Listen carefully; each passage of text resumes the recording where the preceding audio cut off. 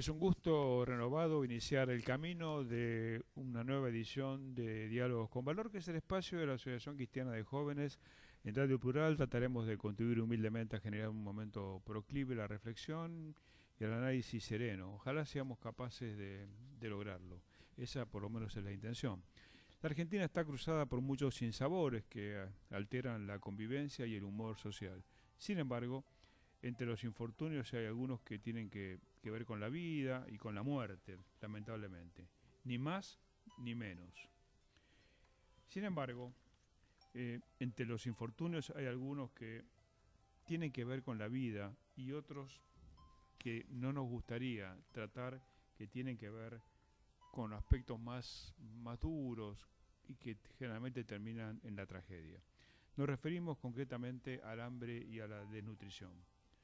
El escritor y periodista Martín Caparrós, en su último libro, precisamente focalizado en el hambre y producto de una profunda y vasta investigación internacional, comenta que el mundo produce alimentos para cubrir las necesidades de 12.000 millones de personas, es decir, 5.000 millones más que la población actual. Estos números abruman, pero potencia el desasosiego comprobar que estimamos, más bien, hay estimaciones más severas que indican que alrededor de 2.000 millones de personas padecen de la inseguridad alimentaria. Cuando se dice seguridad alimentaria es un eufemismo de la FAO, ¿no? Para no llamar por su nombre precisamente al hambre. ¿Y en Argentina cómo andamos? Sería la pregunta del millón. Se calcula que 5 millones de personas no comen lo suficiente diariamente. Y un cuarto de millón de niños sufre de nutrición crónica. Esto pasa aquí en el granero del mundo.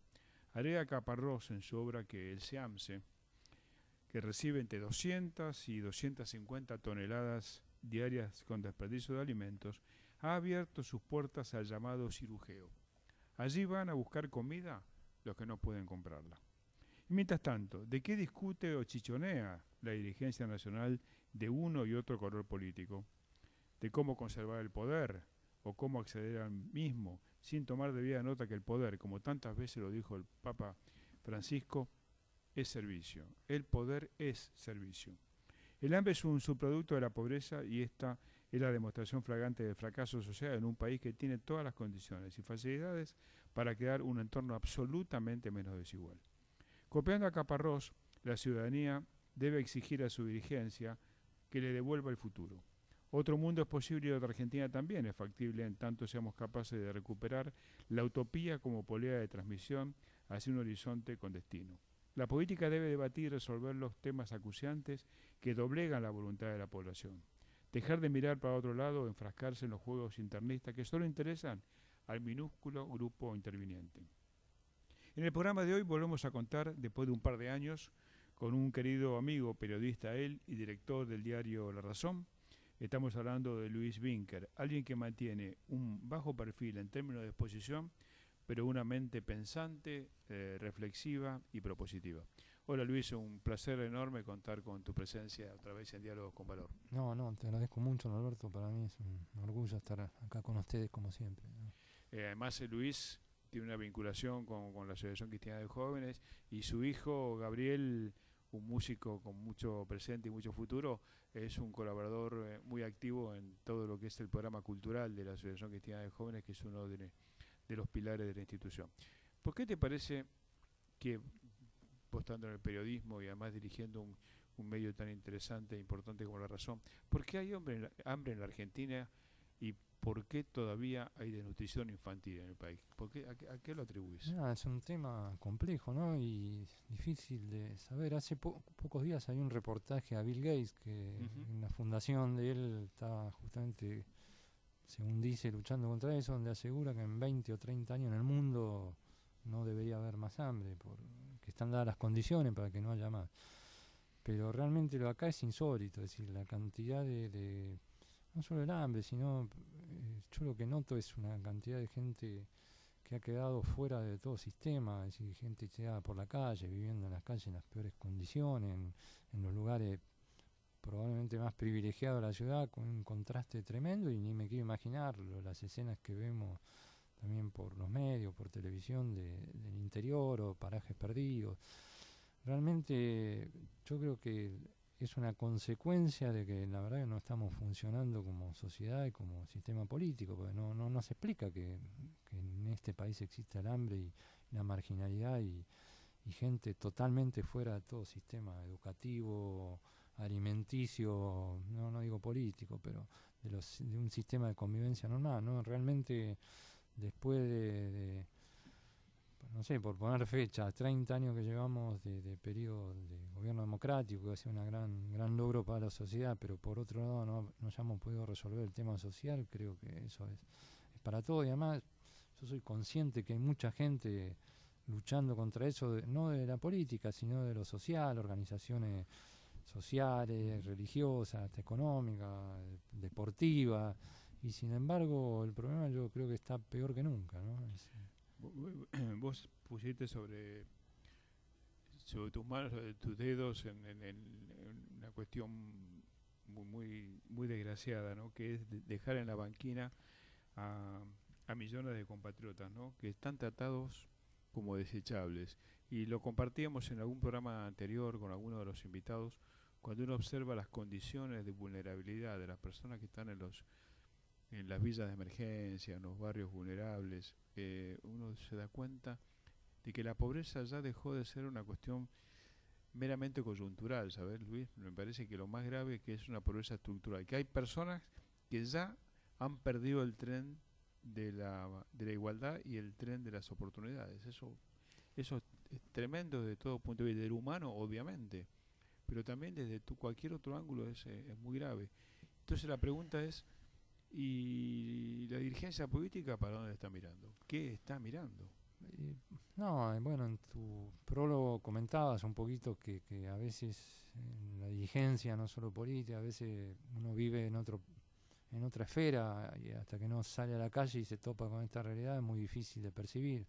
Pero yo creo que es algo que ya es imperativo que lo tomen, y yo creo que tiene que ser un desafío de las personas que asuman la conducción del país, cualquiera sea su orientación a partir del próximo año, no solo resolver tantos problemas pendientes que hay o que son reclamos de la gente, como la situación económica, la inseguridad y tantos otros, sino va a ser imperativo ver cómo se saca yo creo que ya ni es pobreza eso, ¿no? Porque hasta parecía que vivir en la villa es un estatus superior a esta gente que estamos mencionando Sí. nosotros, ¿no? Es decir, nosotros estamos acá a la vuelta de Paseo Colón, desde aquí hacia el Bajo, ver cada mañana centenares de personas tiradas durmiendo como pueden, realmente es una escena que la habíamos visto en el 2001, bueno, en medio de una crisis muy grave, pero que no se ha superado, o la gente que ha asumido que hacer cartoneo es su forma de vida, pues no tiene otra salida o no se le ha dado otra. Realmente yo creo que tiene que ser el desafío de la próxima dirigencia, y si no, creo que vamos a vivir momentos muy duros, ¿no? Ahora, ¿no te suena como una afrenta a esa misma población en situación de vulnerabilidad, algunos funcionarios o algunos dirigentes de cualquier color político que con desparpajo te hablan de que en el país desapareció la pobreza y que no existe la indigencia? ¿No es una afrenta a esa gente sufriente? Sí, yo creo que me pasa que parecía que acá no hay límites para hablar y decir cualquier cosa, digamos. Yo lo podría entender como una provocación, pero no que la persona que dijo esto es un funcionario que entiende de economía, de números, es un fanático de las estadísticas, y con salir a la calle se da cuenta que lo que ha dicho es un disparate absoluto. Y no es cuestión de confrontar, de decir, bueno, no me gustan las estadísticas que dio la Universidad Católica, pero realmente es la escena cotidiana de todos los días. Entonces, negar la realidad es muy ofensivo, y negar eso o el exhibicionismo de riqueza, o de la impunidad de la gente que ha robado, creo que es un contraste muy grande con esa situación social. Y yo creo que la gente va a tomar conciencia de eso, ¿no? La gente que más o menos puede acceder a los medios o leer lo que pasa o ver su realidad cotidiana, ¿no? Yo creo que engañar a todo el mundo va a ser imposible, ¿no? Claro. ¿Y por qué te parece que la ciudadanía todavía, la ciudadanía, la sociedad civil, de alguna manera soporta, tolera este tipo de situación. No está haciendo falta el despertar de esa sociedad civil con mayor intensidad y un protagonismo que me parece que hemos dejado demasiado en manos de una dirigencia política que casi se ha convertido en una casta. Mira, no sé si es. A veces los estallidos sociales o las rebeliones populares surgen en el momento más inesperado y de la forma, por ahí, por un motivo no tan explícito antes. Yo no sería tan tajante. Creo que sí hay centenares de miles de argentinos, millones, te diría, que han tomado conciencia de, no hablo de lo político, sino integrándose en sus colegios, en sus ámbitos en sus ámbitos laborales, en las tareas que hacen en las empresas en la parte de responsabilidad social, en las organizaciones deportivas, o en organizaciones de solidaridad que hay muchas, o en las iglesias. Hay mucha gente involucrada en eso. Lo que no hay es todavía así una explosión de eso, decir, bueno, señores, basta, que el país tome conciencia de eso. Porque bueno, creo que hace 2 años hubo muchas movilizaciones populares por distintos temas que realmente habían colmado a la gente, básicamente la impunidad, la corrupción y la inseguridad, pero creo que también la inflación y la situación económica va golpeando a la gente. Y yo creo que eso de alguna forma se va a manifestar. Y sí, es cierto que hay todavía un sector de la población que ha accedido a beneficios y que su situación ha mejorado y bueno, probablemente ellos todavía no lo golpee tan de cerca esto o lo vean y bueno, pero otras cosas los hacen hacer más indiferentes, pero me parece que la gente va tomando conciencia de eso y creo que votarán espero en consecuencia de esa forma el año que viene, ¿no? Vos sabés que hace pocas semanas terminó el Congreso Nacional sobre Valores, Pensamiento Crítico y Tejido Social de la Asociación Cristiana de Jóvenes, el 13º, que tenía como tema 30 años de democracia y deudas con el federalismo.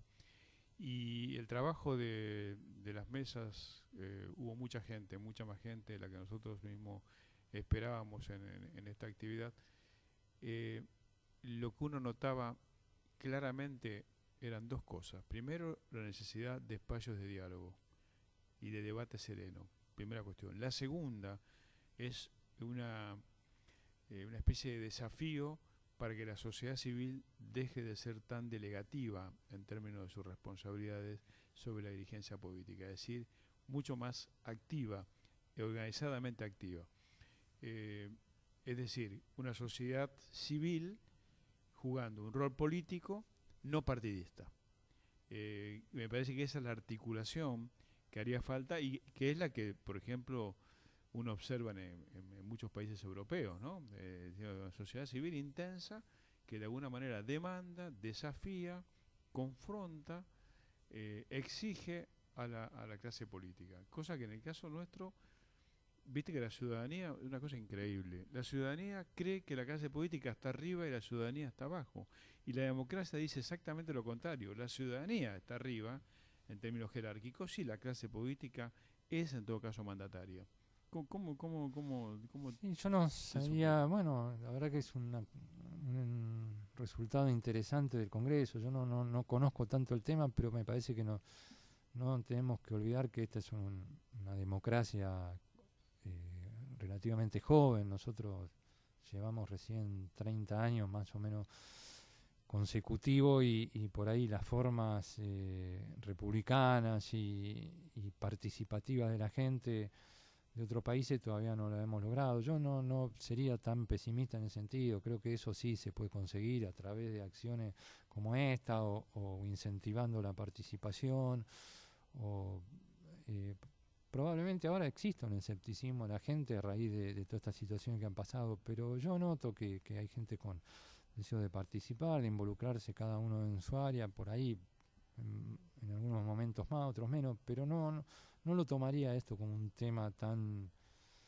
grave en relación a los otros que comentábamos, ¿no?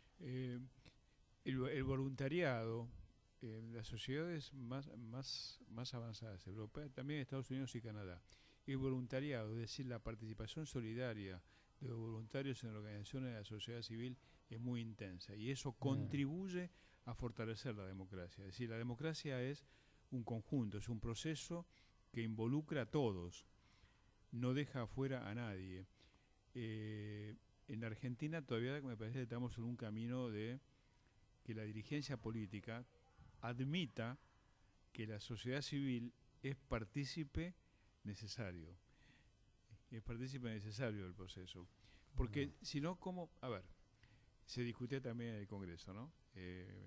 Donde hubo como 30 expositores de toda la dirigencia política, social, económica, religiosa y demás. Los organismos de control. ¿Qué dice la gente de los organismos de control que no funcionan? ¿Escuchás?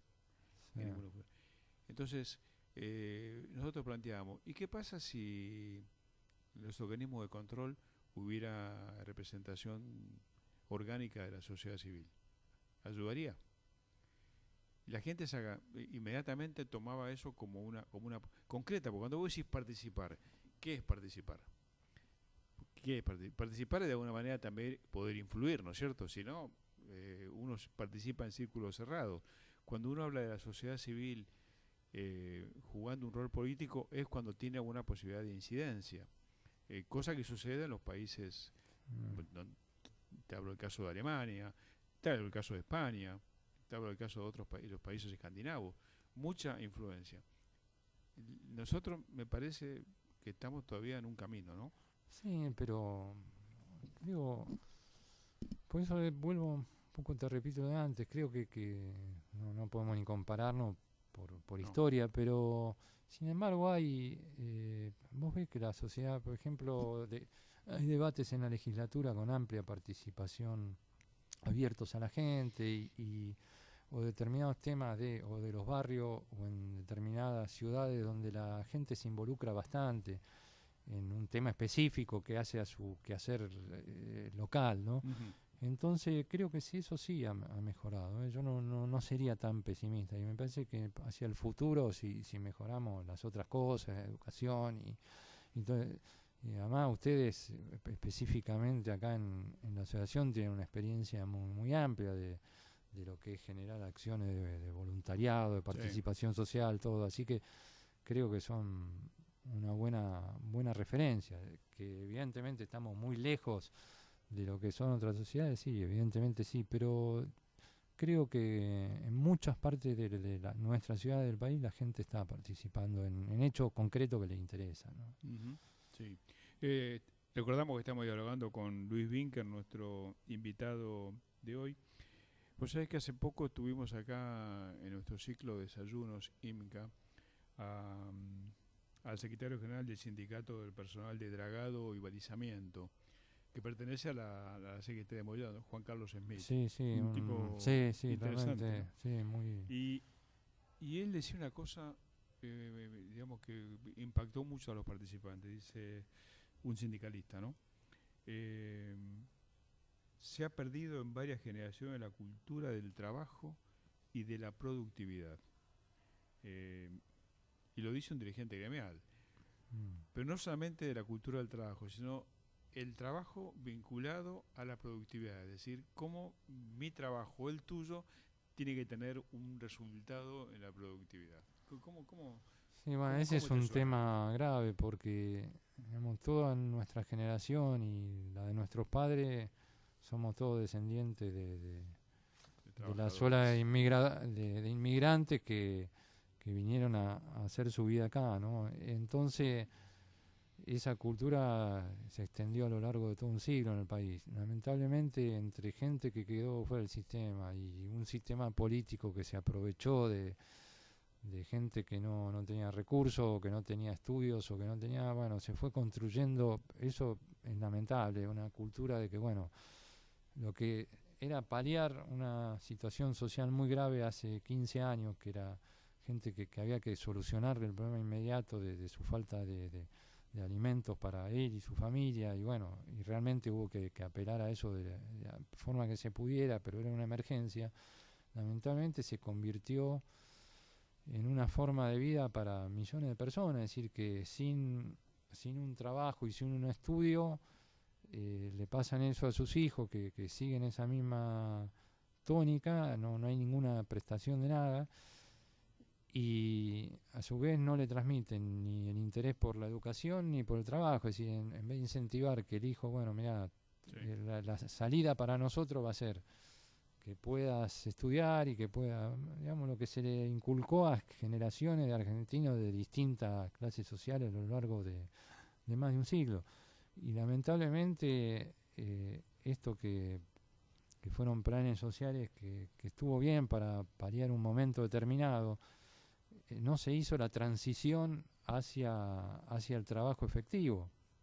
Eso creo que muchos especialistas en temas laborales ya lo han venido marcando, y creo que hasta la misma autoridad de trabajo lo saben, y los sindicatos creo que lo saben mejor que nadie, porque digamos, la fuerza de los sindicatos está precisamente en tener más gente, más capacitada. Ellos mismos están haciendo esfuerzos por tener mejores servicios, mejores institutos educativos.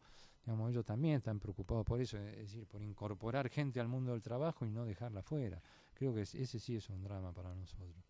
Vos sabés que, bueno, el Papa lo habrás escuchado más de una vez.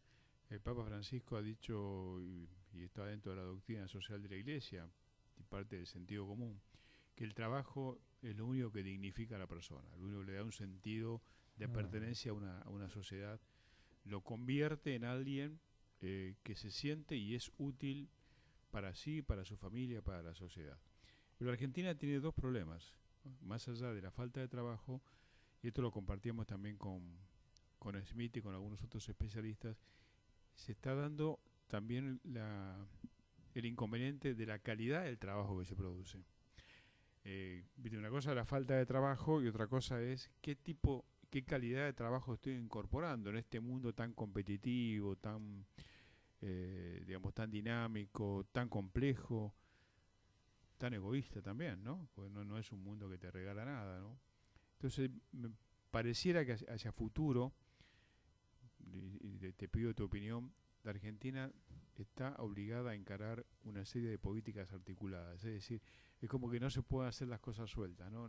No No, puedo hablar de claro. educación sin hablar de pobreza, no puedo hablar de pobreza sin hablar de educación, de trabajo, de salud, ¿no es cierto? El próximo desafío va a ser es una serie de políticas articuladas con una visión de largo plazo, ¿no? Sí, Nada no, mágico, sí, ¿no? sí, yo ¿No estoy te de parece? acuerdo, sí, sí, coincido totalmente, porque nos ponemos a hablar ahora de gente al margen del trabajo y enseguida saltamos al tema de educación, porque está absolutamente vinculado.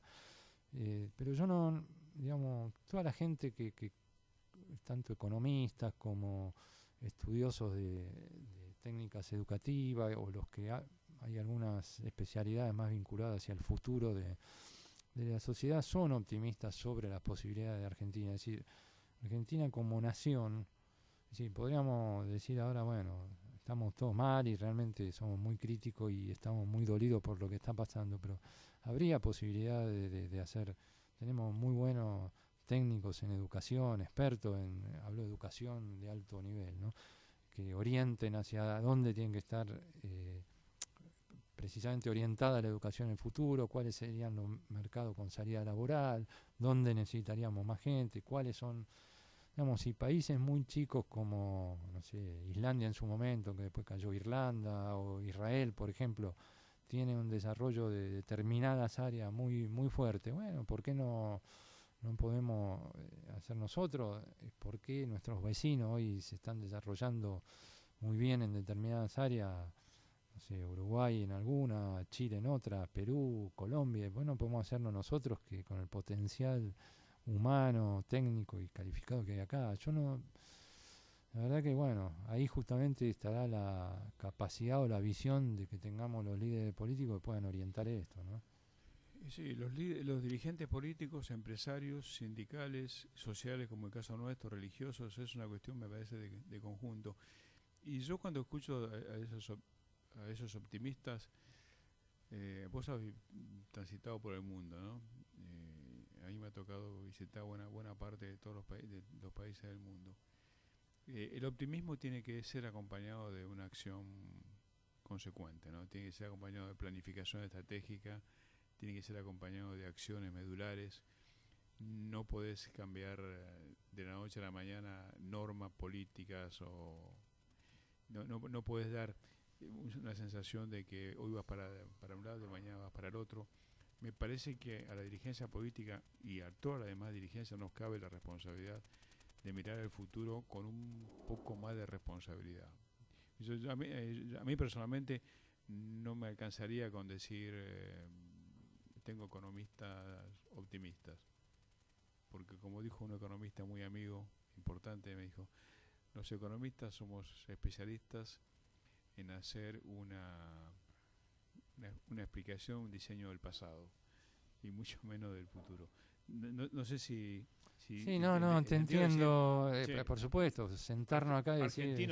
Argentinos, vamos a trabajar pero como trabajó la generación a la que tus padres, los míos, se esforzaron para hacer una Argentina, o por lo menos una familia o una comunidad. Hoy me parece que hay una tarea ciclópea por delante y lo importante es entender que esto tiene largo plazo. No sé si compartís eso, sí, ¿no? sí, Que no es 4 años, no es 8 ni son 10. No, además comparto en el sentido que, bueno, por más que uno diga, mira, están las posibilidades para que las cosas no vayan bien, tenemos la potencialidad de la gente, pero sé que eso no es suficiente. También tenemos, si realmente quienes conduzcan esto no tienen la visión de encarar esto, bueno, vamos a seguir siendo una promesa eterna o vamos a seguir pagando los costos de, lamentablemente, de lo que estamos pagando ahora, ¿no? Sí. No sé. Y ya en la parte final, ¿cómo te sentís como periodista en esa etapa tan convulsionada, pero también tan rica, ¿no? Del mundo de la Argentina? ¿Cómo te estás sintiendo en tu profesión? No, el tema es el siguiente. Los últimos 10 años a nivel mundial ha habido una revolución tecnológica muy fuerte que cambia totalmente el sentido de la profesión periodística. Es decir, por ahí la esencia del periodista no cambia, pero toda la forma de desenvolverse, las armas, los enfoques, los temas que hay que tocar, la incorporación tecnológica la ha dado vuelta. Y lamentablemente acá, debido a la situación justamente política, los problemas precisamente que hemos tenido en nuestras compañías, que hemos sido los más atacados y no hemos podido por ahí enfocar, concentrarnos exactamente en eso, que era la tarea esencial que teníamos. Es decir, teníamos que navegar a dos bandas, ¿no? Pero bueno, yo estoy muy contento con el lugar donde estamos. Hemos tratado de hacer las cosas lo mejor posible, mantener la esencia de lo que queríamos y ver si le podemos dejar a los que vengan luego por lo menos las bases para que, digamos, no se sabe bien a dónde va a ir a parar el periodismo, pero por lo menos dejar algo estructurado, algunas bases de lo que sentíamos nosotros, y bueno, y seguramente va a haber otros mejores, ¿no? La Razón, uno que la lee todos los días, nosotros la recibimos acá y la gente la está esperando. La Asociación Crítica Joven recibe un número importante de ejemplares de Razón. Apenas llega, tenemos que decirle a la gente de recepción, mire, los primeros 2 ejemplares guárdelos, porque inmediatamente la gente los está reclamando. Y eso tiene que ver también con la evolución, o sea, uno nota un crecimiento en la creatividad, en la cantidad de información. Sí, tratamos de cumplir con lo que podemos con la gente y ser fieles a lo que queremos, con errores, como siempre, ¿no? El error, Luis, el error es la mejor fuente de aprendizaje que existe. No, por supuesto. La mejor fuente de aprendizaje. Sí. Ha sido un gusto, Luis, que estuvieras con nosotros y, como siempre, a disposición y compartiendo. Y ya estás convocado para nuestra prueba atlética del 26 de octubre. Luis es un corredor nato y es invitado nuestro para participar de nuestra prueba aeróbica en Puerto Madero. Bueno, muchas gracias como siempre y a disposición. Ha sido Luis Vinker, el director de La Razón, nuestro invitado de hoy, como decimos siempre, Argentina Anda y Camina, con Esperanza Activa. Hasta nuestro próximo encuentro por la 103.3 106.9.